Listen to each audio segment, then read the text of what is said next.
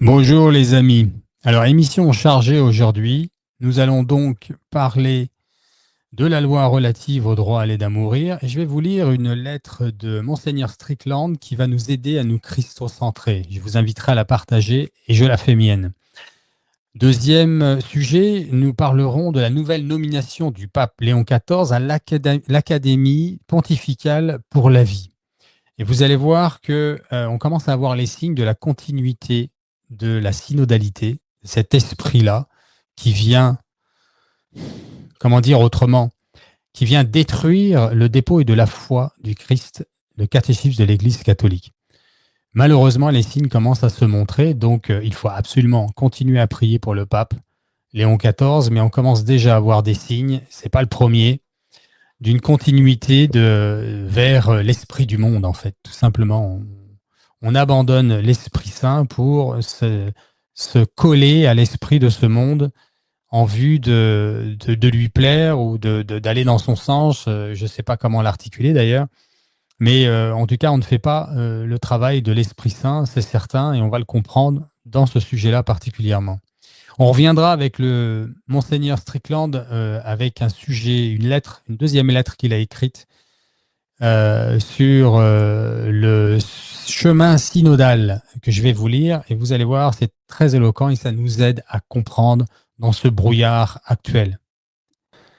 Avant d'entrer en matière, j'ai deux, trois choses à vous partager. Je vais revenir sur le pèlerinage à Medjugorje avec moi.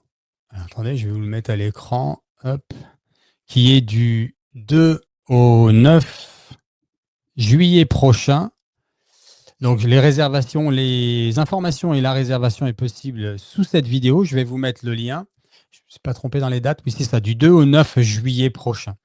N'hésitez pas à les appeler si vous avez des questions. Voilà, ça c'est la première chose.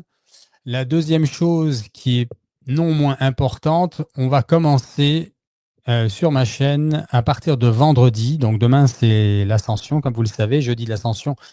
À partir de vendredi jusqu'au samedi 7, la veille du dimanche de la Pentecôte, on va prier une neuvaine à l'Esprit Saint. Et je vous invite à la prier avec moi parce que nous allons, avec cette neuvaine, activer la prière d'intercession et de guérison dans nos vies. On va le faire ensemble et vous verrez que le dernier jour, on va faire une prière d'intercession et de guérison qui sera très forte. Je vous le promets. Le Seigneur nous l'a promis et nous demande de le faire. Il nous demande d'aller puiser dans son trésor d'amour qu'il veut nous donner de guérison et de vie, de résurrection dans toute notre vie professionnelle, notre vie affective, nos finances, voilà. Et donc, on va faire cette neuvaine que j'ai choisie sur le site que je ne connaissais pas. Je vais les nommer, évidemment, puisque je me sers de leur neuvaine. C'est la communauté de paroisse de Saint-Benoît de Bouzonville et Saint-Bruno de l'ancienne Chartreuse. C'est à Saint-Vendelin, c'est un W, je pense que ça se prononce comme un V, au pays de Niède. C'est dans l'Oise. Si je ne me trompe pas, c'est à l'est de la France. Voilà, en tout cas, je vous laisse les liens de la neuvaine et de leur site de base pour faire cette neuvaine ensemble.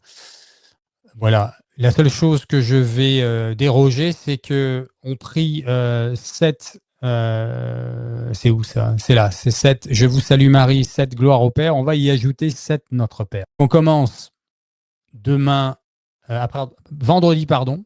Vendredi qui est donc le 30, c'est ça, hein, vendredi 30 jusqu'au samedi 7, neuvaine à l'Esprit Saint. Voilà, c'est ça, c'est à l'écran, du 30 mai au 7 juin. Ensuite, je vous parle brièvement aussi, je l'ai mis sur mon mur de Facebook et ainsi que sur la chaîne, sur les commentaires. Nous avons appris que le cardinal Sarah va présider le Grand Pardon, ça s'appelle là-bas, là-haut, en Bretagne, dans le Morbihan, à Sainte-Anne-d'Auray. Vous savez qu'il y a la basilique de Sainte-Anne-d'Auray où est apparue Sainte-Anne à Yvon Nicolazic il y a 400 ans pile. Donc c'est l'anniversaire cette année. Et c'est le grand pardon tous les ans, c'est-à-dire c'est vraiment le grand pèlerinage breton où toute la Bretagne s'y retrouve. Et pour la petite histoire, si je ne me trompe pas, c'était en septembre 96 qu'il y a eu le 20 septembre 96, si je ne me trompe pas, que le pape Saint Jean-Paul II était venu à Sainte-Anne-d'Auray. Il y avait eu plus de 100 000 personnes. Et là, donc, c'est un événement tout particulier avec les temps que nous vivons. D'ailleurs, je vais en faire une parenthèse dans 2 secondes. Le cardinal Sarah vient, lui qui est, comment dire, amoureux du dépôt de la foi et de la morale catholique, de la tradition, sans être traditionnaliste, mais qui l'accueille très volontiers, en tout cas qui ne la vilipende pas du tout. Et il vient dans un lieu où depuis, je crois que c'est 8 ans maintenant, le recteur est un moderniste. Pour la petite histoire, il a mis sous cadenas les prie-dieux. Il a fait la guerre à ceux qui communient sur la bouche en laissant des commentaires humiliants sur ses lettres paroissiales en disant, si je me souviens bien, si vous communiez sur la langue, vous passerez en dernier pour respecter les personnes fragiles, vous voyez, ce genre de choses. Enfin, en tout cas, il les a dans le nez, comme on dit. Et ça fait 8 ans que ça dure. Alors, il faut prier pour ce prêtre, bien sûr. Euh, je pense que les belles âmes et les âmes christocentrées le font. Ça, j'en doute pas. Parce qu'il faut prier pour les personnes qui persécutent l'Église. Et là, il va y avoir donc un événement particulier parce que c'est les 400 ans, comme je le disais, anniversaire de l'apparition. Il va y avoir donc le cardinal Sarah.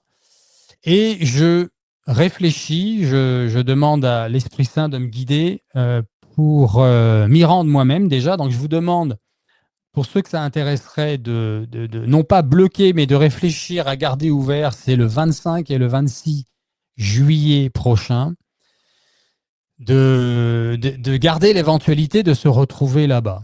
Alors se retrouver pour vivre les festivités qui ont lieu là-bas, organisées par la paroisse locale, mais j'ai comme un désir de prière, de guérison là-bas avec plusieurs groupes. En effet, pendant tout le mois de juin, il va y avoir les formations Encounter de cette école qui se trouve à Brighton, dans le Michigan, aux États-Unis, près de Détroit, où il s'est passé une grâce très particulière par le Seigneur qui a donné ça à deux jeunes hommes.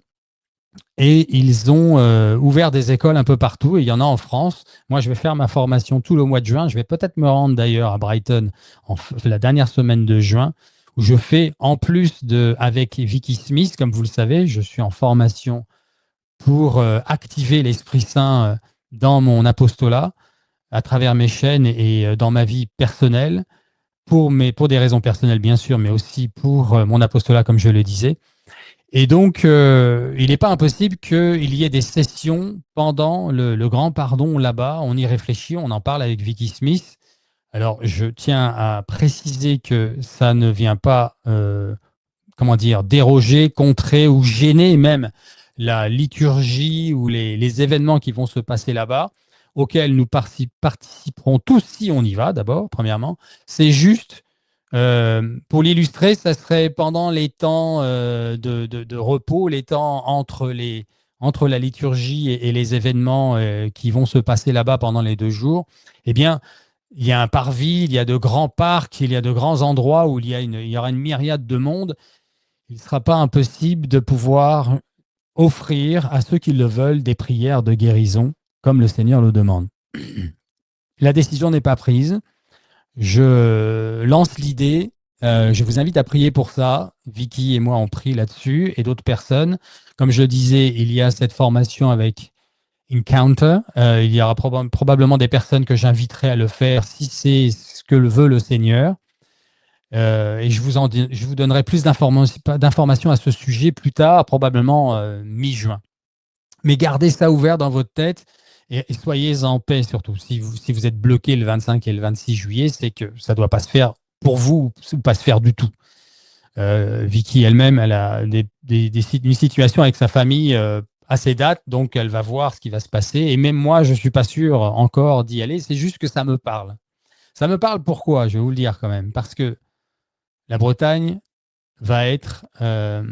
ça va être de la Bretagne, nous le savons à travers certaines prophéties, que la, le monde d'après va débuter avec le roi de France, nous le savons.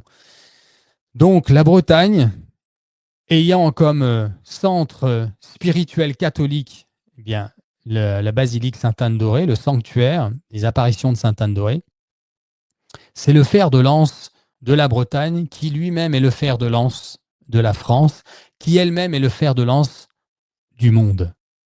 Voilà. Donc j'y vois quelque chose de probant qui se fera ou pas dans les explications que je viens de vous donner. En tout cas, on reste dans la paix et on reste dans la prière à ce sujet. Voilà. Alors, je vais vous donner la première lettre de Monseigneur Strickland qu'il a écrite hier. Et je l'ai traduite avec le Google Translate. Donc, il y a peut-être 2-3 rectifications que je vais faire à l'écran. Mais vous allez voir, elle est très belle, elle est très intéressante et elle nous aide à nous situer dans cette situation pas facile. Hein, et nous sommes à des temps, d'ailleurs, c'est la petite parenthèse que je voulais faire. On se rend compte, toutes les chaînes catholiques, là, on se rend compte qu'on est dans une situation, en tout cas celle qui parle de la fin des temps, qu'on est dans une situation d'attente, de contemplation des événements. Hein, on voit bien que la Russie avance, l'OTAN avance. On voit bien que le pape actuel parle d'aller se rendre dans les pays de l'Est, peut-être Moscou d'ailleurs, pour essayer de calmer et d'obtenir la paix. On voit qu'il y a le mal avance avec cette loi contre ou pour l'autorisation à se donner la mort ou à se faire aider pour se faire. Alors, je vais faire attention à ne pas prononcer certains mots parce que dans le temps, YouTube pourra fermer des chaînes qui seront contre la loi. Donc, je vais faire attention aux mots que je vais utiliser, mais le fond est le même. Vous comprendrez très bien. Mais on se rend compte qu'on est dans une situation un peu charnière, là. OK ? Donc, d'autant plus nécessaire de prier l'Esprit Saint et d'activer cet Esprit Saint dans nos vies au nom de Jésus. Voilà, et on va se protéger du malin en ce faisant, puisqu'il faut toujours le faire. Donc, première lettre de Monseigneur Strickland, on y va. Celui qui a le Fils a la vie. L'Évangile contre la culture de la mort. Monseigneur Joseph Strickland. Bienvenue dans un nouvel épisode de La Voix d'un berger, ça c'est son blog. Je vous remercie de m'avoir rejoint à nouveau. L'épisode d'aujourd'hui s'intitule « Celui qui a le Fils a la vie ». L'Évangile contre la culture de la mort. C'est un thème qui donne à réfléchir, mais qui répond directement à la crise à laquelle nous sommes confrontés, non seulement dans le monde, mais aussi douloureusement au sein de l'Église. Alors attends, je vais faire un petit changement là pour vous, pour le confort. Voilà, ce sera plus grand.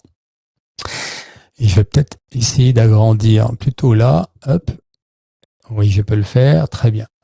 Je continue. Commençons par les paroles de Saint Jean l'apôtre. Celui qui a le Fils a la vie. Celui qui n'a pas le Fils n'a pas la vie. 1 Jean 5, 12.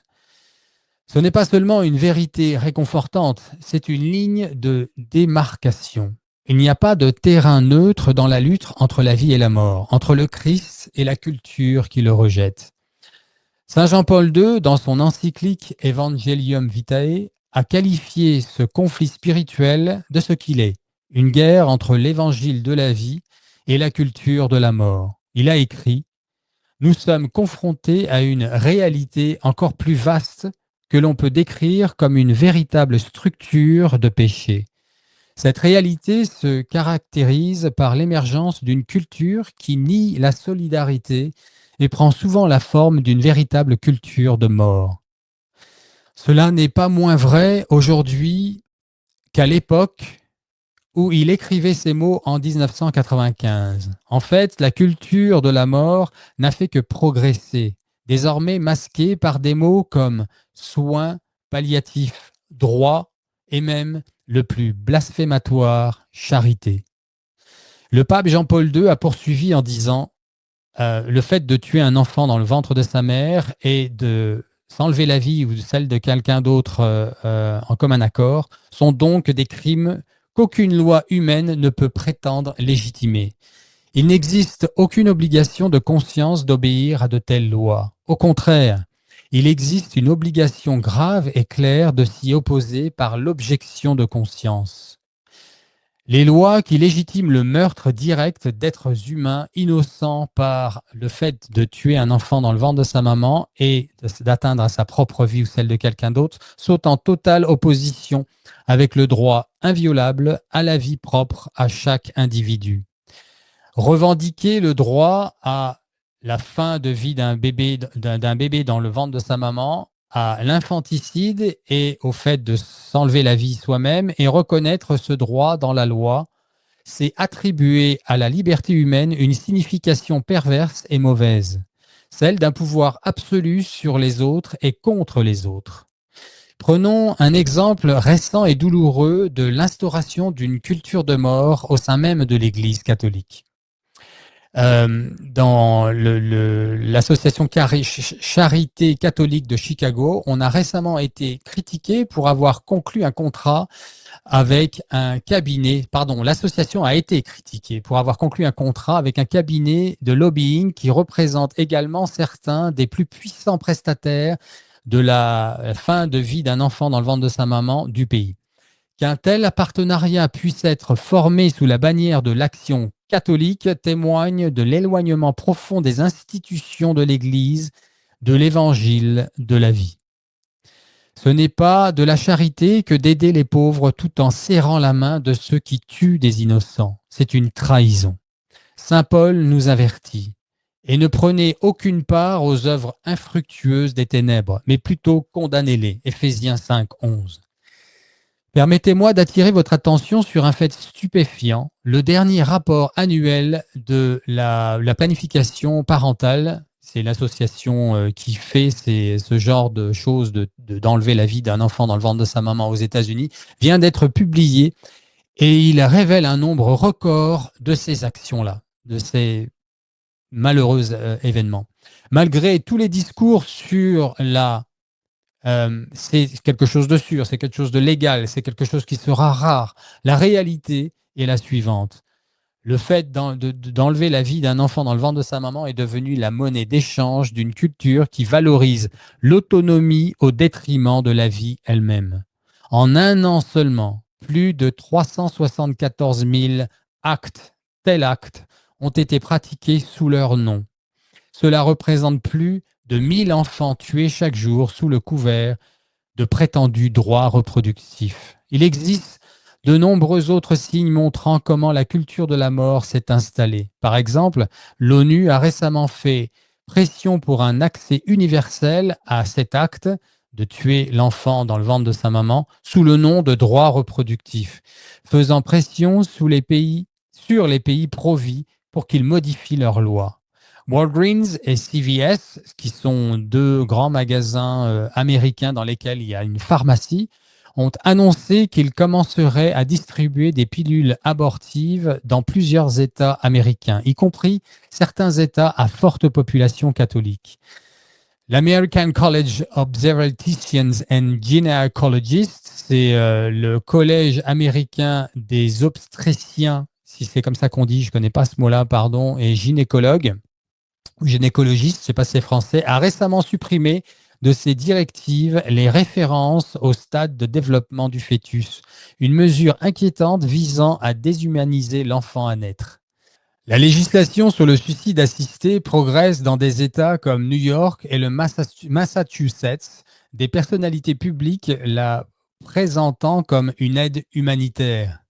Et tandis que ces chiffres augmentent, qu'entendons-nous de la part de nombreux dirigeants et institutions catholiques? Le silence, ou pire, la collaboration. D'ailleurs, je pose la question aux évêques de France. Je continue. Mais il faut espérer que la tendance commence à s'inverser dans certains pays. Le sénateur John Kennedy a appelé un examen approfondi de l'approbation par la Fédération de la pilule abortive. Le nom est à l'écran. Ce médicament, Food and Drugs Administration, c'est ça en fait. C'est FDA, c'est la nourriture et les médicaments, l'administration de la nourriture et des médicaments. Ce médicament approuvé discrètement il y a des années, sans grand suivi à long terme, est aujourd'hui sous le feu des critiques. De nouvelles recherches révélant qu'il pourrait être bien plus nocif pour les femmes que ce qui avait été signalé auparavant. Kennedy a ordonné à la directrice de la fédération, Mary McCree, de mener une enquête approfondie et d'en rendre compte.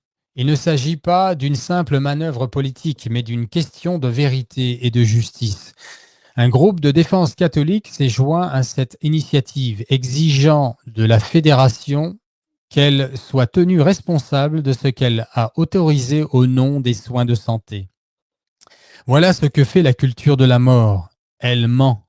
Elle prétend aux femmes qu'elles sont libres tout en empoisonnant leur corps. Elle affirme aux parents qu'ils ont le choix tout en tuant leur enfant. Et trop souvent, elle le fait avec la coopération de ceux qui devraient être la voie même de la conscience. Au lieu de tracer une ligne claire dans le sable, de nombreuses institutions catholiques s'enfoncent désormais dans la confusion morale. Que ce soit en s'associant à des entités laïques qui promeuvent le fait d'enlever la vie d'un enfant dans le ventre de sa maman, ou en gardant le silence alors que la législation porte atteinte à la dignité de la vie à chaque étape, trop nombreuses sont celles qui se sont rendues complices. Elles n'ont pas respecté la norme du Christ. Et pourtant, l'évangile reste inchangé. Le voleur ne vient que pour dérober, égorger et détruire. Moi, je suis venu afin que les brebis aient la vie et qu'elles soient dans l'abondance. Jean 10, 10. Le Christ ne donne pas seulement la vie, il est la vie. Et lui appartenir, c'est témoigner de cette vie, sans compromis. Et on va voir ça dans cette neuvaine à l'Esprit Saint, comment activer l'Esprit de vie, l'Esprit Saint dans nos vies, comment on devrait plutôt aller au pied des lits de ces malades et de prier pour eux, d'obtenir des grâces, des guérisons, des soulagements. Je continue. Sainte Thérèse de Calcutta, qui a consacré sa vie à s'occuper des plus pauvres des pauvres, a déclaré: c'est une pauvreté de décider qu'un enfant doit mourir pour que vous puissiez vivre comme vous le souhaitez. C'est une pauvreté des plus profondes, et pourtant notre monde l'a acceptée et l'a appelée liberté. C'est tellement vrai ce qu'il dit. Le soi-disant progrès de notre époque exige des sacrifices, non pas à Dieu, mais à soi-même, au confort. C'est l'esprit démoniaque de Moloch qui renaît, voilé de blouses médicales et de décisions de justice.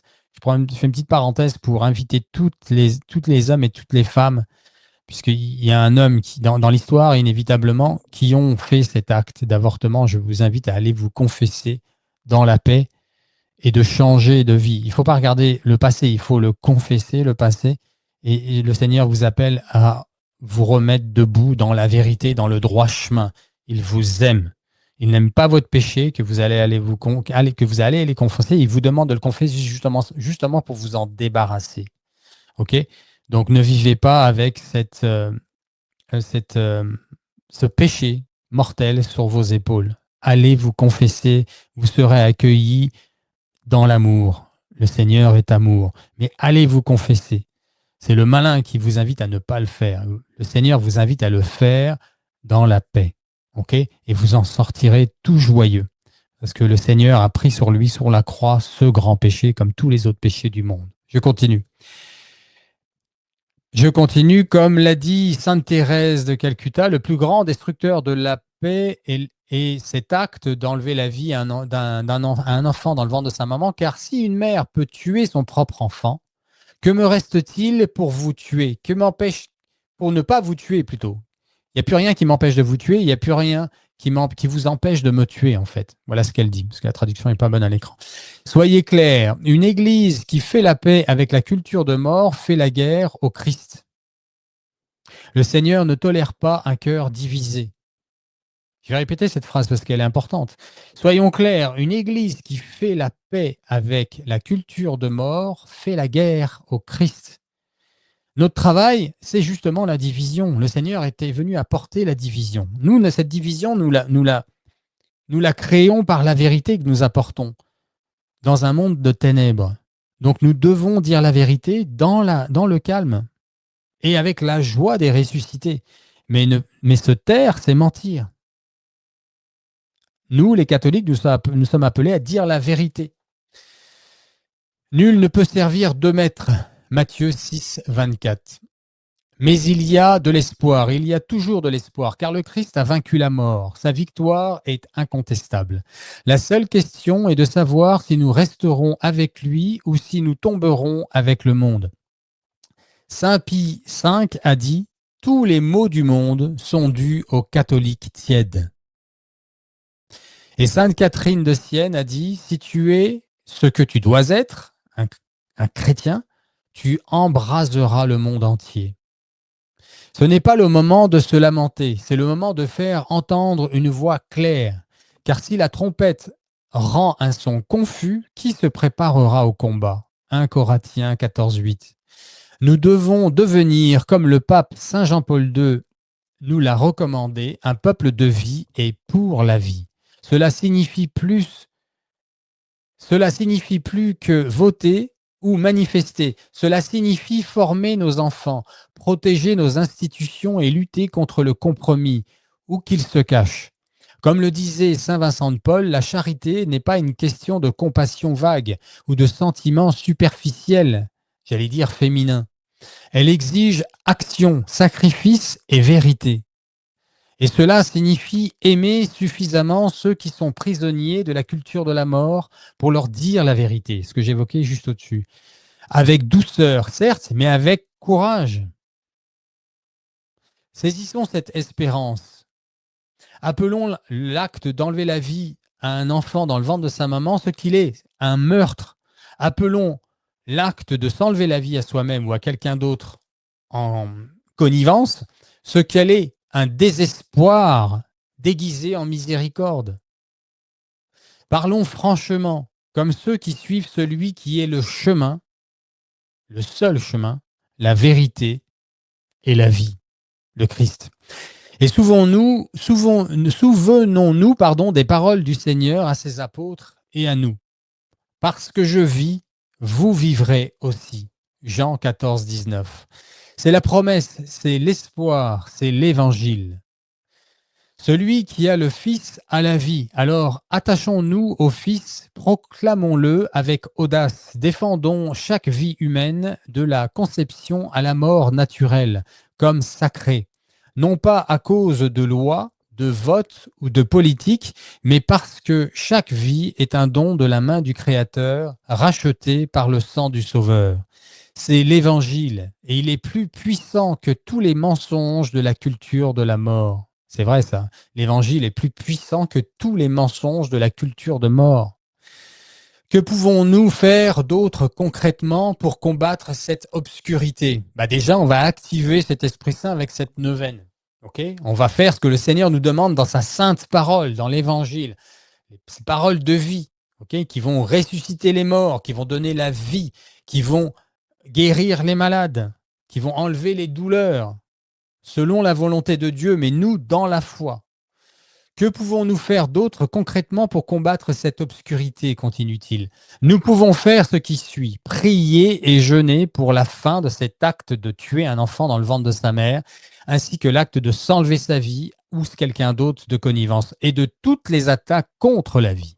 Soutenez les centres de crise de grossesse qui offrent aux femmes de véritables alternatives à cet acte de tuer un enfant dans le ventre de sa mère. Éduquez les autres, en particulier les jeunes, sur la dignité de la vie et la vérité sur cet acte mentionné, ces deux actes mentionnés plus haut.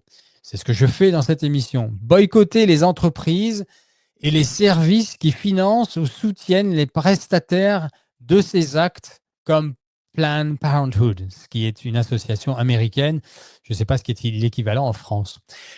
Tenez les institutions catholiques responsables. Demandez à votre évêque et à vos organismes, écrivez-leur, organismes de bienfaisance catholiques locaux, où va leur argent. Votez uniquement pour les candidats qui défendent le caractère sacré et la dignité de la vie à chaque étape. Exprimez-vous avec charité et clarté, surtout lorsque la vérité est impopulaire. Proposez une adoption spirituelle. Priez quotidiennement pour un enfant à naître en danger de cet acte de mort dans le ventre de sa maman. Accueillez ou adoptez des enfants ou soutenez les familles qui le font.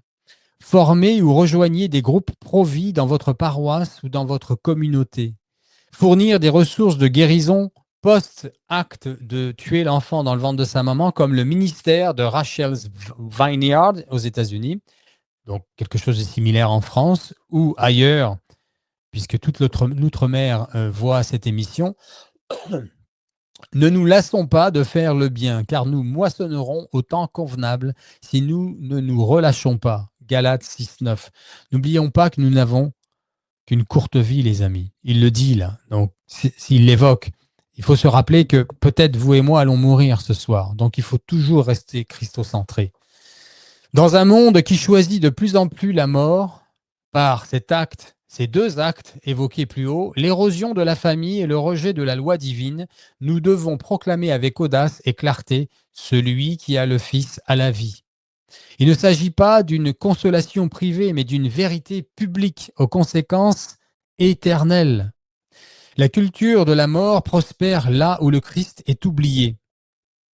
C'est vrai ce qu'il dit. La culture de la mort prospère là où le Christ est oublié. Et comme nous vivions dans une société post-68 heures où le Christ a été mis complètement de côté, le bébé a été jeté avec l'eau du bain, alors la culture de la mort prospère. Elle se nourrit du silence des bergers et de l'apathie des fidèles.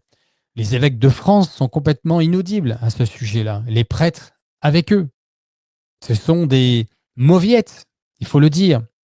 Je le dis avec amour, je prie pour vous, chers évêques de France. Mais vous ne faites pas votre travail et la plupart d'entre vous allez brûler en enfer.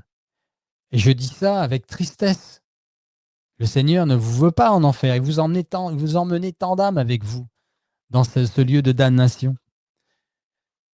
Revenez à l'Évangile. Convertissez-vous et croyez à la bonne nouvelle. La culture de la mort prospère là où le Christ est oublié. Elle se nourrit du silence des bergers et de l'apathie des fidèles. Mais nous ne sommes pas sans espoir. La croix du Christ se dresse comme la grande contradiction face aux ténèbres du monde, signe que l'amour est plus fort que la mort, que la vérité est indissociable de l'opinion et que la vie est sacrée parce que donnée par Dieu. Nous ne sommes pas appelés à nous fondre dans la masse. Nous sommes appelés à être des témoins. Nous ne sommes pas appelés à la sécurité. Nous sommes appelés à la sainteté. Nous ne sommes pas appelés au désespoir. Nous sommes appelés à la foi. Soyons donc un peuple qui choisit la vie, non seulement en s'opposant aux œuvres de mort, mais en vivant la plénitude de l'Évangile. Que nos paroisses, nos foyers et nos cœurs deviennent des lieux où le Christ règne et où la dignité de chaque personne humaine est honorée, de l'enfant à naître à la personne âgée, du faible à l'oublié. Comme nous le rappelait saint Jean-Paul II dans Evangelium Vitae, nous sommes le peuple de la vie et pour la vie. Et c'est ainsi que nous devons agir. La bataille est réelle, les amis. Les blessures sont profondes. Mais la victoire appartient au Christ. En elle était la vie, et la vie était la lumière des hommes.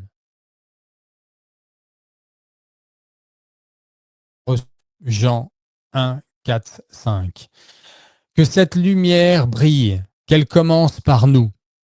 Que Dieu Tout-Puissant vous bénisse, le Père, le Fils et le Saint-Esprit. Amen. Voilà la première lettre de Monseigneur Strickland, que je remets à l'écran rapidement pour qu'on se rappelle à quoi il ressemble. Voilà, il est là. Ah oui, mais il faut que je le mette de ce côté-là aussi. Voilà, il vient de revenir avec Vicky Smith là, d'un pèlerinage de guérison justement en Grèce.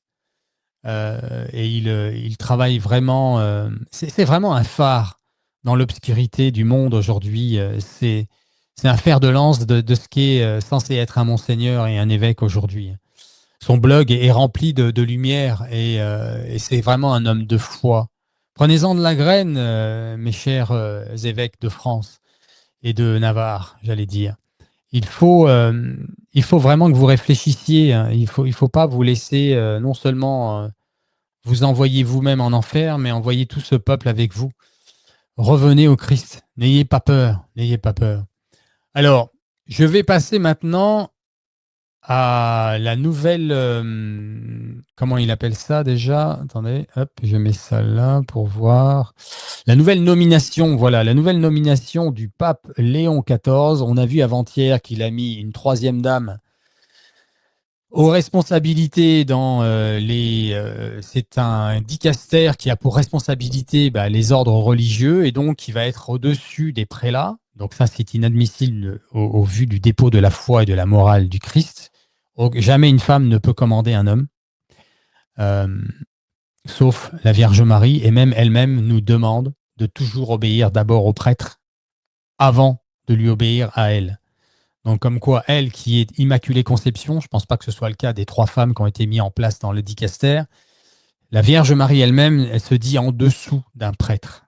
Okay, donc, le pape n'a pas le droit de mettre une femme au-dessus d'un prêtre pour lui donner des ordres. In fine, c'est ce qui arrivera puisque c'est un dicaster.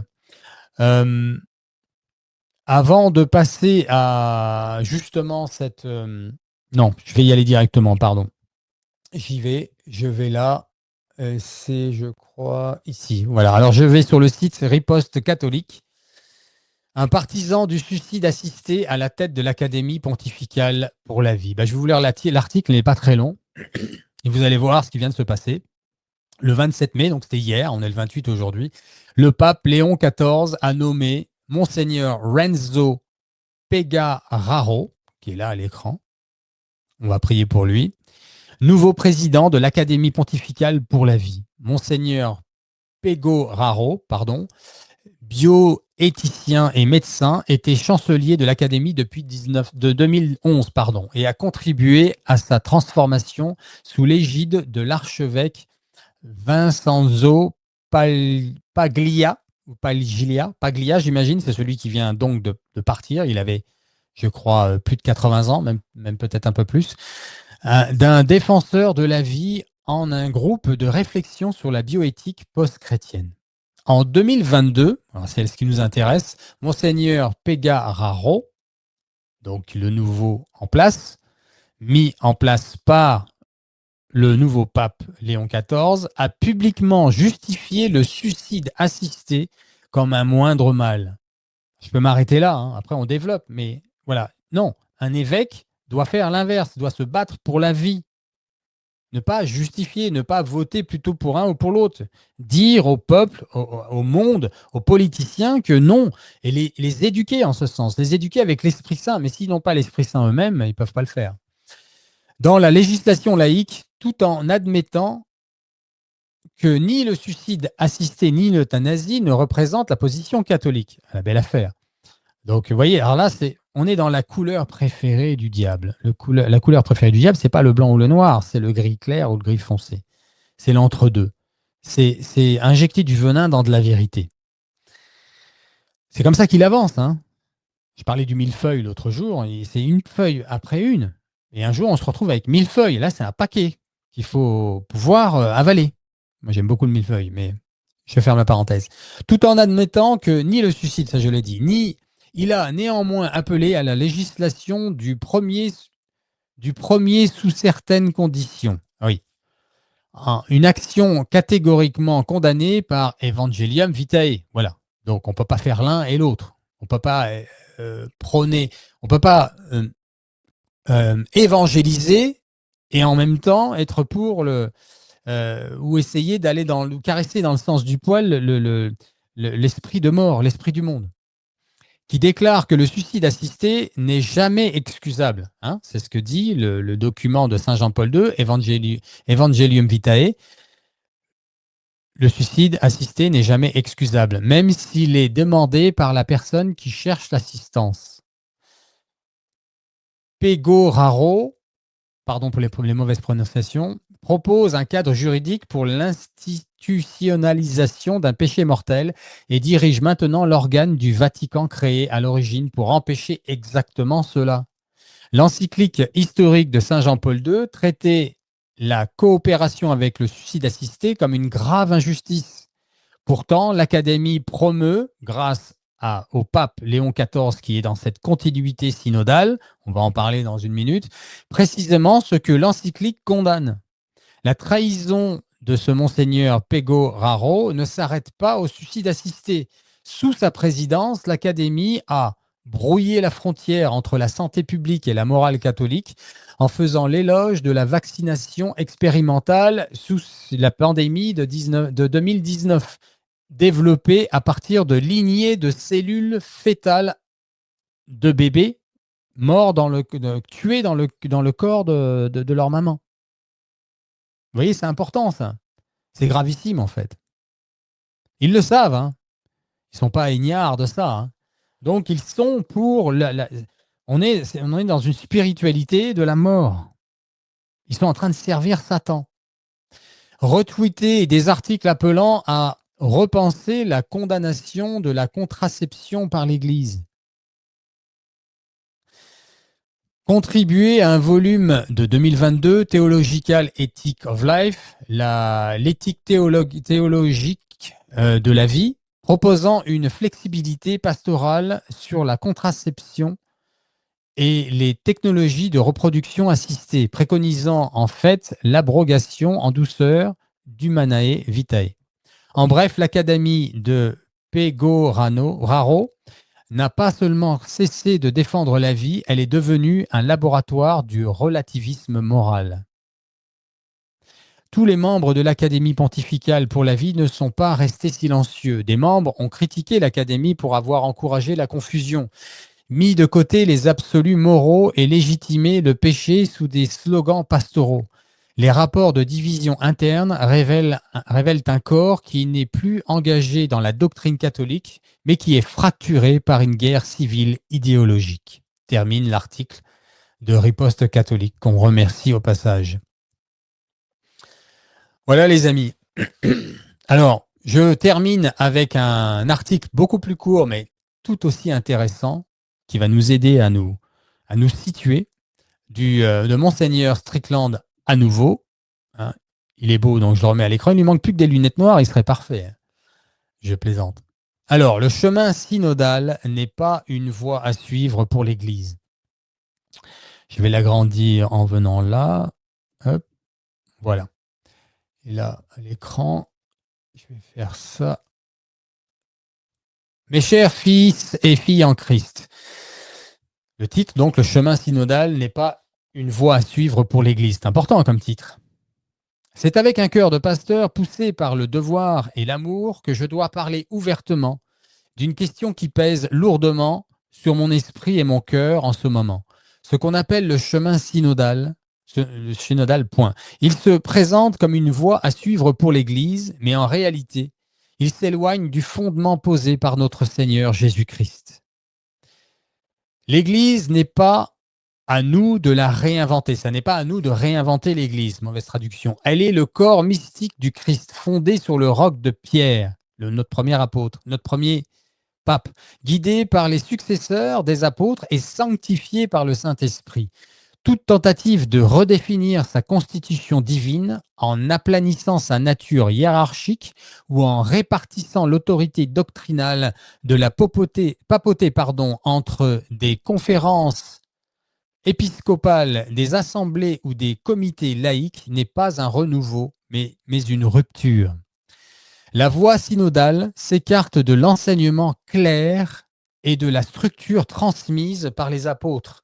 Elle sape la fonction pétrinienne, instituée par le Christ lorsqu'il a dit « Tu es Pierre, et sur cette pierre je bâtirai mon église, et les portes de l'enfer ne prévaudront pas contre elle. » Matthieu 16, 18. Elle introduit la confusion au lieu de la clarté, le sentiment démocratique au lieu de l'autorité divine, et le compromis au lieu de la fidélité. C'est clair, je continue. L'Église ne peut se contredire, elle ne peut enseigner aujourd'hui ce qu'elle condamnait hier. Le dépôt de la foi n'est pas sujet à évolution par consensus. Comme l'écrit saint Irénée de Lyon, l'Église, bien que dispersée dans le monde entier jusqu'aux extrémités de la terre, a reçu cette foi des apôtres et de leurs disciples, et elle la conserve précieusement contre les hérésies. Dans le livre de l'Apocalypse, nous voyons les âmes des martyrs sous l'autel, implorant Dieu, Ce sont eux qui sont restés fidèles à la foi jusqu'à la mort, refusant de se soumettre à l'esprit du monde. C'est ce qui se passe en ce moment, les amis. Ils nous rappellent qu'être catholique, ce n'est pas suivre les modes du temps, mais s'accrocher à la croix du Christ, quoi qu'il arrive, à défaut de ce qu'a fait le pape François et de ce que semble suivre Léon XIV. Même si, peut-être d'une manière... Écoutez, je vais faire l'avocat du diable, hein. Moi, je prie pour le pape Léon XIV et j'espère le meilleur, évidemment. Mais il faut faut se rendre à l'évidence. Est-ce qu'il n'y a pas eu un effet de deux pas en avant, un pas en arrière? Vous savez, le malin, il est malin. Si c'est ça qui est en train de se passer, c'est très bien fait, c'est très bien joué. J'applaudis le malin. À nous maintenant de faire notre travail, c'est-à-dire de prier, de jeûner et d'activer l'Esprit Saint dans nos vies. Je continue. Ce sont eux qui sont restés fidèles à la foi jusqu'à la mort. J'ai lu ça déjà. Le sang des martyrs n'est pas seulement la semence de l'Église, il en est aussi la référence. Ils sont morts par fidélité à l'unique foi catholique. Ce que font pas nos évêques et nos papes d'aujourd'hui. En tout cas, c'est pas ce qu'a fait le pape François. Lui, il n'a pas été lynché sur la place publique parce qu'il il se battait contre cet esprit de mort. Le fait qu'on tue des enfants dans le ventre de leur maman, qu'on donne une loi au fait de se donner la mort et de donner la mort à quelqu'un d'autre. Vous voyez de quoi je parle? Il ne s'est pas battu contre ça. Okay. Pour devenir martyr, il faut aller contre l'esprit du monde, puisque c'est dichotomique. La chair se bat contre l'esprit. L'esprit de Dieu se bat contre la chair, contre l'esprit de ce monde. J'en étais à son expérience synodale. Je vais le relire. Le sang des martyrs n'est pas seulement la semence de l'Église, il en est aussi la référence. Ils sont morts par fidélité à l'unique foi catholique, sainte et apostolique, et non à une expérience synodale. Ils sont morts par fidélité à une Église d'une seule voix, d'une seule foi, d'un seul baptême. La lettre aux Éphésiens 4, 5. Nous déshonorons leur témoignage lorsque nous cherchons à remplacer la vérité apostolique par les vents changeants de l'opinion populaire. Nous prions pour le pape, nous l'aimons, mais nous suivons le Christ. Et si le Saint-Siège promeut une voie qui s'éloigne de la foi des apôtres, du catéchisme de l'Église catholique, du dépôt et de la foi, de la morale du Christ, nous devons réagir non par la rébellion, mais par une fidélité inébranlable. Et nous devons dire avec Pierre et les apôtres, il faut obéir à Dieu plutôt qu'aux hommes. Acte 5, 29. Je vous exhorte, pour finir, je vous exhorte, chers fidèles, dit-il, à ne pas être ébranlés. Retenez fermement ce que vous avez reçu. Soyez solidaires des saints et des martyrs. Soyez comme les vierges sages, vos lampes allumées et prêtes pour l'époux. Attachons-nous à la foi de nos pères, inchangée, immuable et toujours vraie.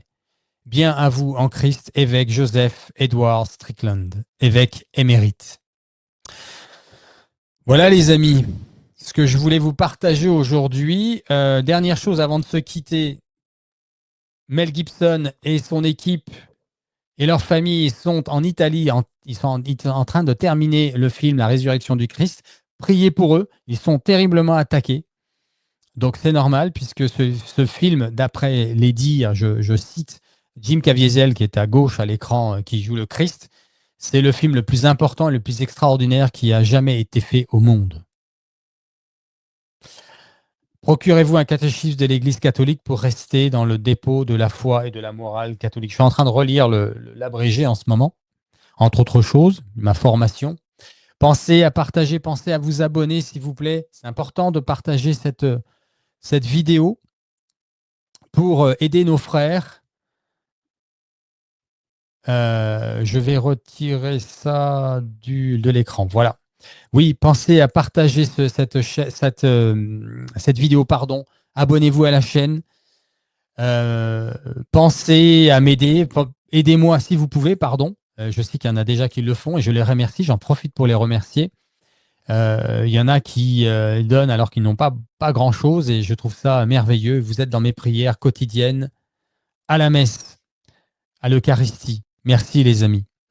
Qu'est-ce que je voulais vous dire d'autre avant de nous quitter? J'ai fait le tour, je fais une dernière vérification. On va faire une petite prière. Je vous ai parlé de la neuvaine à l'Esprit Saint. Tout ça, c'est fait. Non, c'est bon. Les amis, on va se quitter là-dessus. Au nom du Père, du Fils et du Saint-Esprit. Amen. Je vous salue Marie, pleine de grâce. Le Seigneur est avec vous. Vous êtes bénie entre toutes les femmes et Jésus, le fruit de vos entrailles, est béni.